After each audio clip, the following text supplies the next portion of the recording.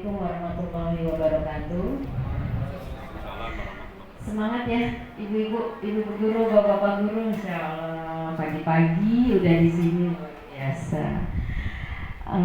Innal hamdalillah nahmaduhu wa nasta'inu wa nastaghfiruh wa na'udzubillahi min syururi anfusina wa min sayyiati a'malina. May yahdihillahu fala mudhillalah wa may yudlil fala hadiyalah. Asyhadu an la ilaha illallah wahdahu la syarikalah wa asyhadu anna Muhammadan abduhu wa rasuluh la nabiyya ba'dah. Terima kasih kepada yang pertama Ibu pembawa acara yang telah memberikan waktu kepada saya,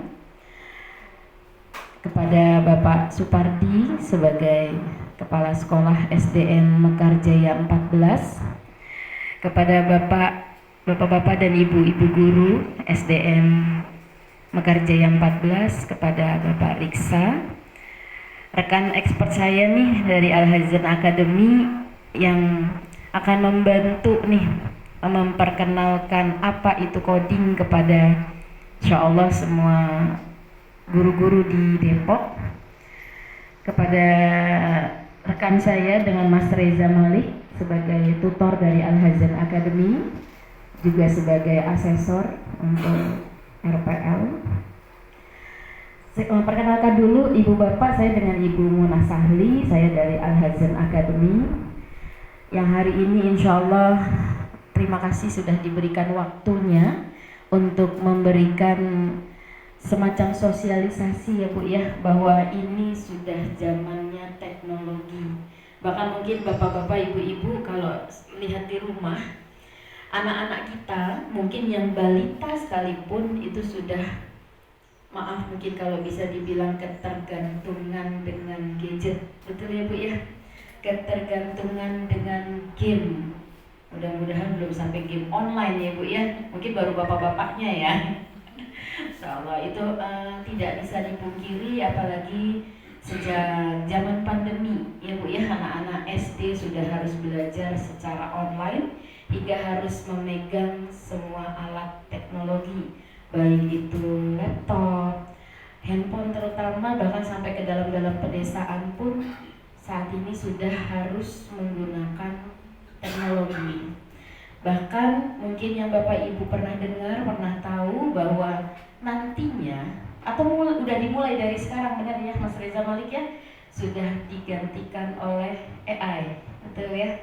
Bahkan di negara-negara maju, di Indonesia juga sama Bapak Ibu, udah banyak sekali tenaga kerja yang sudah digantikan oleh kemajuan teknologi, betul ya. Jadi memang harus kita sudah mengarah mendidik anak-anak kita.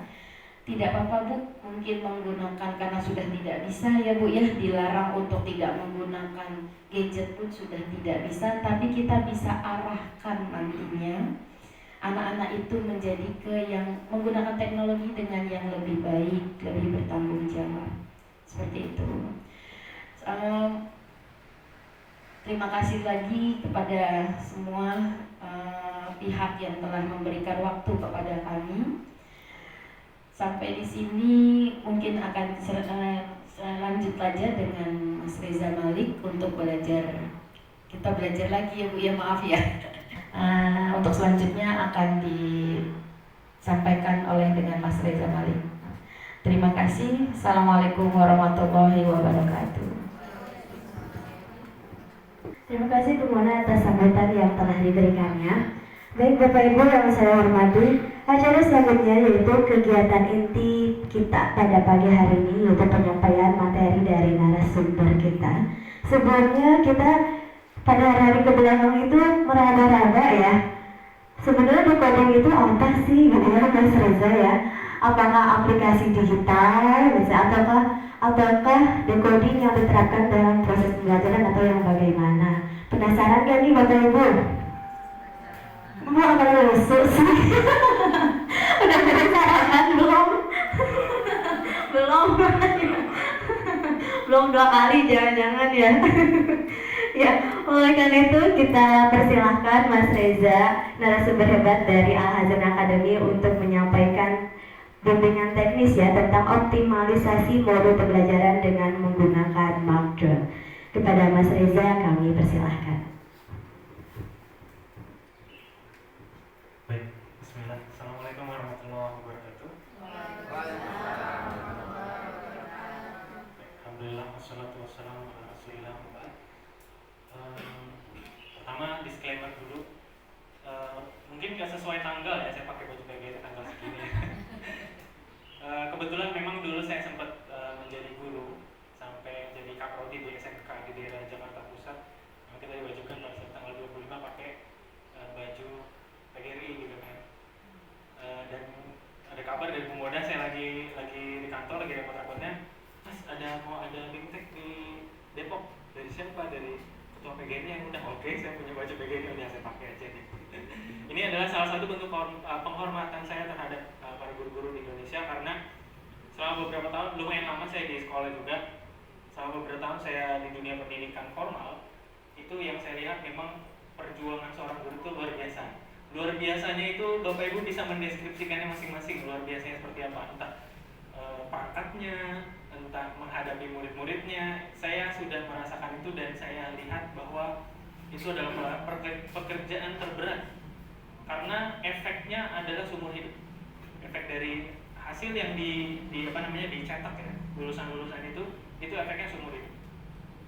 Yang saya lihat bahwa banyak anak-anak yang dia tiba-tiba ingat makan, misalnya dia makan pakai tangan kiri, lupa kata guru makan pakai tangan kanan, lupa buang sampah, harusnya nggak boleh sembarangan di tempat sampah. Itu adalah pelajaran seumur hidup. Jadi mau sampai kapanpun pendidikan formal yang sudah disusun oleh pemerintahan, oleh guru-guru yang ada, yang antara guru dan murid bertemu, itu yang saya lihat memang pelajarannya seumur hidup Bapak Ibu. Jadi tidak bisa kita membuat pelajaran tambahan atau ngasih pelajaran tambahan tanpa ada pelajaran seumur hidup tadi. Nah, itu yang dibutuhkan. Sebentar, kok belum putus lagi. Reza Malik, nama panjangnya Reza Malik.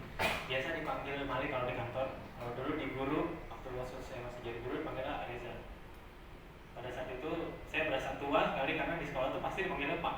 Di dalam lingkungan sekolah, Pak Reza gitu. Tapi kalau di kantor enggak. Saya mau rubah nama saya jadi Malik, soalnya panggil saya Malik pakai Mas aja.